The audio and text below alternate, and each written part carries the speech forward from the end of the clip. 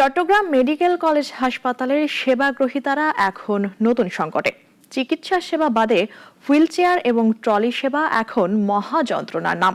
নীল shirt পরা কিছু special সেবকের হাতে আছে এই কাজ। তবে অভিযোগ উঠেছে, রোগী ও স্বজনদের কাছ থেকে বেআইনিভাবে টাকা নিচ্ছে তারা।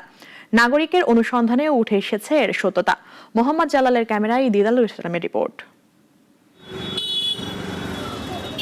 চট্টগ্রাম মেডিকেল কলেজের ইমার্জেন্সি গেটের সামনে প্রায় প্রতিদিন দেখা যায় নীল শার্ট পরা সেবকরা হুইল চেয়ার এবং ট্রলির সাহায্যে রোগী নিয়ে আসেন। প্রথম দিকে সবাই মনে করেন সেগুলি বিনামূল্যে পাওয়া যায়, কিন্তু সমস্যা শুরু হয় রোগী নামানোর পর। এই স্পেশাল দাবি করা সেবকরা রোগী বা তার স্বজনদের কাছ থেকে 200 থেকে 500 টাকা পর্যন্ত নিয়ে থাকে। কখনো পরিস্থিতি বুঝে টাকা কিছুটা কম হলেও টাকা না দিলে সেবা পাওয়া অসম্ভব। নিয়োগবিহীন এই সেবকরা জানান, যার কাছ থেকে যা পায় তা দিয়েই চলেন তারা। তবে এটি যে বেআইনি তা নিয়ে ভ্রুক্ষেপ নেই তাদের। আমরা তো স্পেশাল আমাদের কোনো বেতন নাই।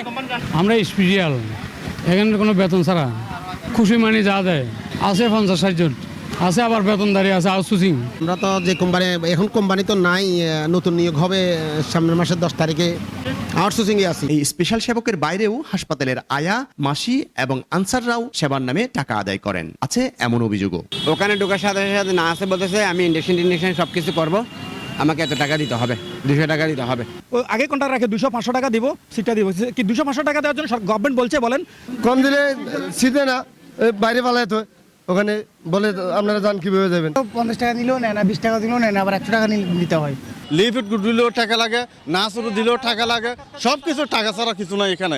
যার কাছ থেকে টাকা নিয়েছে তাকে সেবা একটু বেশি দিবে, আর আমরা রোগী যদি মরেও যাই আমরা ওখানে ফারাইতে পারি না। নাগরিকের অনুসন্ধানে জানা যায়, এসব স্পেশাল সেবকরা হাসপাতালের নিয়োগপ্রাপ্ত কর্মী নয়। তারা আসলে স্বাধীনভাবে সেবা দিয়ে রোগীর স্বজনদের কাছ থেকে টাকা নিচ্ছে। বিষয়টি হাসপাতাল কর্তৃপক্ষের অগোচরেই হচ্ছে, এমন প্রশ্ন রাখা হয় হাসপাতালের পরিচালকের কাছে। যদি এরকম আমার কাছে রিপোর্ট আসে, তখন আমরা তাদেরকে এখান থেকে অভিযোগ পাওয়ার সাথে সাথে ওদেরকে এখান থেকে বের করে দেওয়া হয়। কারণ আউটসোর্সিং আমার এখানে ওইভাবে রাখার কোনো নিয়ম নেই।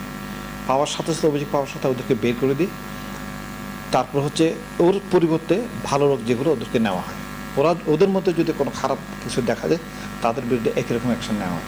এখন সময় এসেছে এই অসাধু কর্মকাণ্ডের বিরুদ্ধে কঠোর ব্যবস্থা নেওয়ার। না হলে চট্টগ্রাম মেডিকেল কলেজের সেবার মান এবং রোগী সেবার উপর আস্থা দ্রুতই কমবে, এমনটাই মত সংশ্লিষ্টদের। দিদারুল ইসলাম, নাগরিক, চট্টগ্রাম।